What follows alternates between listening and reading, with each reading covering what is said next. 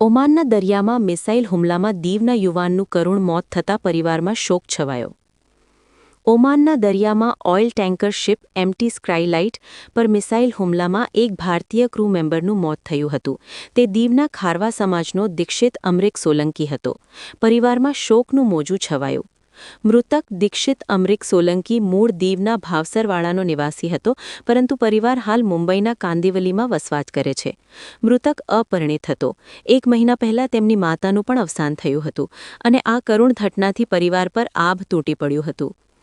ઘટનાની વિગતવાર વાત કરીએ તો હાલ અમેરિકા અને ઈરાનના યુદ્ધ શરૂ થતાં ખાડી દેશોમાં પણ યુદ્ધ ફાટી નીકળતા ઓમાનના પોર્ટ સુલતાન કાબૂસના સમુદ્રમાં એમટી સ્કાયલાઇટ કંપનીનું ઓઇલ ટેન્કર શિપ, જેમાં 16 ભારતીય, 4 બાંગ્લાદેશી, 1 યુક્રેની ક્રૂ મેમ્બરો સવાર હતા. આ શિપમાં દીવનો ભારતીય ક્રૂ મેમ્બર દીક્ષિત સોલંકી જહાજના એન્જિન રૂમમાં રીડિંગ લેવા ગયો હતો. તે દરમિયાન આ જહાજ ઉપર મિસાઇલ હુમલાને લીધે વિસ્ફોટ સાથે આગ લાગી હતી. 21 ક્રૂ મેમ્બરને એમવી સેન્ડે બચાવ્યા હતા, પણ આ ઘટના દરમિયાન દીક્ષિત સોલંકીનું કરુણ મોત થયું હતું. ક્ષતિગ્રસ્ત જહાજ પર રોયલ નેવીની નજર રાખી રહી છે. હાલ મૃતકના શવને માદરે વતન મુંબઈ સ્થિત પરિવારને સોંપી અંતિમ યાત્રાની કાર્યવાહી હાથ ધરવામાં આવી રહી છે. હાલ પરિવાર અને દીવ અને ધોધલાનો આખો ખારવા સમાજ શોકમાં ગરકાવ છે. સંવાદદાતા બિપિન બામણિયા, દીવ બ્રેકિંગ ન્યૂઝ, દીવ. हाँ भाई, अपना शिप को मिसाइल से अटैक किया था और छोटा छोटा मतलब कोई 5-6 लोग को छोटा छोटा चोट लगा था, लेकिन अपना दीक्षित है ना, दीक्षित का मौत हो गया था, दीक्षित एक्सपायर हो गया था. जिधर मिसाइल मारा था ना उधर ही दीक्षित था, तो उसके ऊपर सीधा मिसाइल लग गया था, तो दीक्षित मर गया था भाई. ना स्टारबोर्ड साइड में ना, स्टारबोर्ड साइड अपना ये है ना, जनरेटर जनरेटर के नीचे था अपना फ्रेश वाटर टैंक है ना, स्टारबोर्ड फ्रेश वाटर टैंक में बराबर मारा था. और उसने इंजन रूम का वो कोने है ना, वो कोने में वो कुछ रीडिंग लेने के लिए उसी टाइम में गया. जैसा वो गया था एकदम उसके ऊपर ही मारा था. वो अंदर से वो पूरा जहाज का है ना, पूरा 1 से 2 मीटर होल हो गया था. बहुत बड़ा होल हो गया शिप साइड में. तो सब अचानक हो गया था.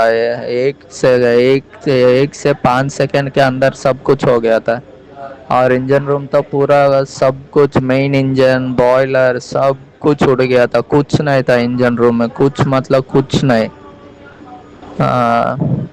हम लोग तो अभी एक चाइनीस लोग का एक वेसल है, वो जा रहा था. हम लोग पूरा मतलब इंजन रूम पूरा एकदम फायर लग गया था. कुछ हम लोग CO2 सब कुछ ऑपरेट किया था, फिर भी होल्ड करने के लिए कुछ बचा नहीं है भाई. वो नीचे मिसाइल मारा था ना, ऊपर अपना फनेल डेक में फनेल का वो वॉल्स वगैरह होता है ना, वो सब फट के उड़ गया था. कुछ बचा नहीं था इंजन रूम का, पूरा फनेल सब कुछ उड़ गया था. इतना हैवी ब्लास्ट हुआ था. अब बाद में हम लोग डिस्ट्रेस सिग्नल भेजने के बाद ये चाइना वेसल था, वो हम लोग को बचाने के लिए आया था. हम लोग लाइफ बोट लेके भाग गया था.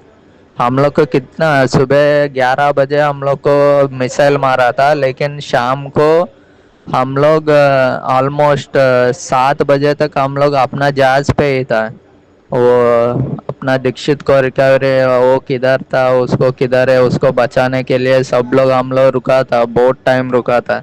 लास्ट में उसका बॉडी हम लोग मिला था. उसका बॉडी निकालने के टाइम में हम लोग गया था, सब नीचे गया था. नीचे जाने के बाद क्या हुआ ना, अचानक है ना, पूरा इंजन रूम में पूरा अपना sludge tank, lube oil tank सब कुछ फट के ऑयल हो गया ना. वो अचानक फायर लग गया था. पूरा 2 प्लेटफॉर्म नीचे से अचानक एकदम फायर लग गया. तो हम लोग सब भागा था बाहर, सब भागने के बाद CO2 चालू किया था. CO2 चालू करने के बाद भी वो फायर नहीं रुक रहा, तो हम लोग पूरा अबंडन शिप कर दिया था. अभी तो कुछ रुकेगा तो पूरा कार्गो से पूरा जहाज ही उड़ जाएगा करके सब लोग वो जहाज से निकल के बाहर आ गया था. बाहर आ गया, अबंडन शिप कर लिया. सब दूर भाग गया था, दोनों लाइफ बोट से बहुत दूर भाग गया था। बाद में ये चाइनीज वेसल हम लोग को उठाया था, हम लोग को लेके उन लोग को जहाज में रखा।